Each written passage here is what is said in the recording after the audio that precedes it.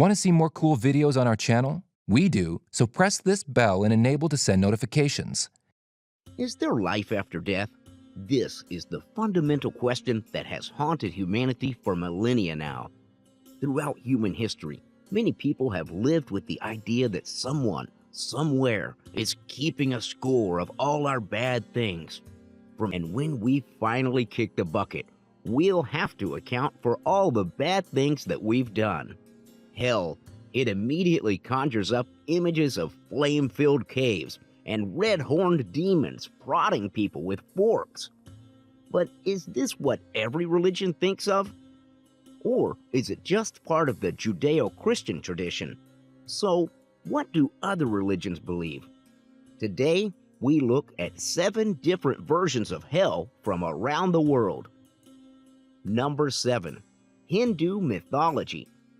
Naraka is the Hindu equivalent of hell, where sinners are tormented after death. It is also the abode of Yama, the god of death. It is described as located in the south of the universe and beneath the earth. The number and names of hells, as well as the types of sinners sent to a particular hell, varies from text to text. However, many scriptures describe 28 hells. After death, messengers of Yama, called Yamaduta, bring all beings to the court of Yama, where he weighs the virtues and the vices of the being and passes a judgment, sending the virtuous to heaven and the sinners to one of the hells. The stay in heaven or hell is generally described as temporary. After the quantum of punishment is over, the souls are reborn as lower or higher beings as per their merits. 6. Norse mythology. Now, if you lived most of your life on frozen land, crossing the seas under an Arctic breeze, and someone told you there was a way to spend eternity in a fiery pit, then you'd probably quite like that idea. Norse mythology had 9 worlds, all connected by the cosmic ash tree, the Yggdrasil. One of the worlds was Niflheim, the hell of the Norse, a place of freezing cold darkness. It was overseen by Loki's daughter, named Hel, who conveniently ran Helheim, which was just for regular dead people, not really bad people or the great warriors who had died in battle. Just regular dead folk that weren't particularly liked very much. It mainly consisted of estate agents and politicians. Helheim was watched over by a massive eagle called Corpse Eater. One of the other worlds, Muspelheim, consisted of fire and volcanoes and was ruled by fire giants. At the other end of the spectrum was another of the 9 worlds, Asgard, the home of the gods, ruled by Odin. Inside Asgard lives Valhalla, where brave warriors would go to if they died in battle. 5. Zoroastrianism. Zoroastrianism is one of the oldest religions in the world and still has a few 100,000 followers in India and Iran, as well as some religious hipsters. Its combination of cosmogonic dualism and eschatological monotheism is super retro. You just wouldn't get it. Their supreme being is Ahura Mazda, which isn't a Japanese sports car, and Zoroastrianism has a really unique afterlife belief. Once you die, you must cross over the beam-shaped bridge that splits the world of the living and the dead. But your crossing is dependent on your behavior. If you were a good person, then you've got a nice wide bridge and were met by a beautiful spirit called Diana, who led you off to the House of Song, which sounds like a karaoke bar and my personal idea of hell. But each to their own. However, if you were a naughty person, then the bridge would be razor thin, and the demon Vizaresh would push you off, and you'd fall into the House of Lies, a filthy place where you are always alone, permanently tortured, and fed awful, spoiled food. So basically, an NHS hospital. 4. Greek mythology. The ancient Greeks loved a good bit of mythology, and their gods were like the cast of a psychotic, horny soap opera. Hades famously ran the regular underworld, but far beneath, as deep as the heavens were high, was the black pit called Tartarus. It was created out of chaos at the same time as the heavens and the earth, and was mainly used to house things the gods wanted out of the way, like murderous creatures and Adam Sandler movies. But it was also used to punish people who had really bugged the gods, and rather than a generic, off-the-shelf punishment for everyone, there was a unique punishment for each sinner. Sisyphus had to keep rolling a boulder up a hill for eternity.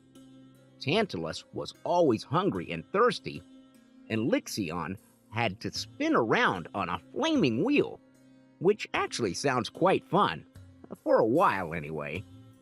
Tartarus was also used to imprison many of the Titans after they tried to overthrow the gods. Each Titan was guarded by one of the Hecatoncheires, giants with 50 heads and 100 arms. Some stories say how the Titans were burnt and mankind was created out of their fatty smoke, a bit like how Eve was created from Adam's rib. So, the moral of the story is that whatever your religion, we were all created from some kind of barbecue. 3. Samoa Mythology. Much like how the Viking gods reflected their surroundings, the mythology of Samoa is, as you'd expect from a remote island, very ocean-based. For example, the god of war lived in Olefale Olefii, the house of the octopus, since he was a giant octopus.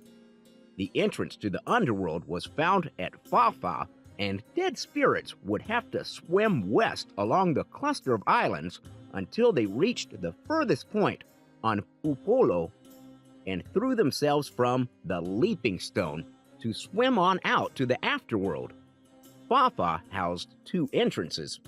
Pulotu led to the Blessed Islands, and Salafe was the land of the bound and was guarded by a giant called Moso, who jumped from Samoa to Fiji, which is quite impressive. And "may Moso eat you" is still used as an insult to this day. 2. Mongolia. Next, we head to Mongolia. The country has a long history of shamanism, including special objects and animals and sacrificial altars called uvos. In Mongolian shamanism, dead souls are judged by Ekril Khan, the prince of the underworld, who does some quick mental arithmetic and counts up all their good deeds versus their bad ones. If the math goes against them, as math tends to do, then they are hurried into Kasirgan, a giant cauldron full of bubbling tar. But all is not lost. The less they send, the quicker they rise to the top of the cauldron and can go free to take a shower for a few hundred years, as that tar must be bloody difficult to get off.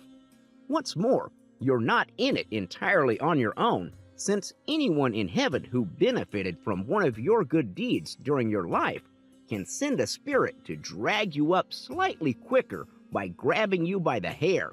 Just don't die bald. That's what I'm talking about from this. 1. Rastafarianism. Finally, we come to the most chilled religion out there, Rastafarianism. It was founded in Jamaica in 1930 when Haile Selassie became Emperor of Ethiopia. Rastafarianism thinks of Ethiopia as Zion, which is the birthplace of mankind, and so is also heaven on earth. You can enter the Holy Land by literal geographic travel or in a spiritual way, making the emotional journey before your lazy body actually gets there, because your body may have slight motivational issues given the enormous mountain of weed you have just gone through. So that's heaven. What about hell? Well, hell was actually Jamaica. This is because many Africans ended up in Jamaica due to the slave trade, so understandably it had a lot of negative connotations. Whether it's freezing caves, pushing giant rocks up hills, or just good old fire and brimstone, at one point we've all wished that whoever just stole our parking space should end up there. Eternal punishment may seem ridiculous to some of us, or very plausible to others. I guess it really depends on how many times you've had to watch Frozen with your kids. Thanks for watching, and if you enjoyed the video, please let me know by clicking the like button. Do share, write a comment, and don't forget to subscribe so that you can catch up on my next video.